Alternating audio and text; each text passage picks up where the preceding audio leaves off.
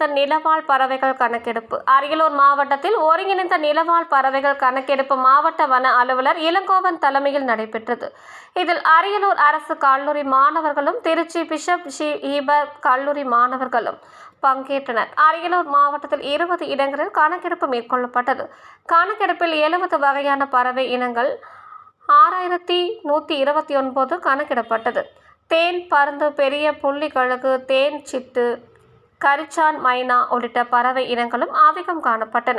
பறவை இனங்கள் இருந்தால் தான் விவசாய நிலங்கள் வளம் பெறும், நாடு வளம் பெறும். எனவே பொதுமக்கள் நீர்நிலைகளை பாதுகாக்க வேண்டும், இயற்கை சூழலை மேம்படுத்த உதவ வேண்டும் என வலியுறுத்தப்பட்டது.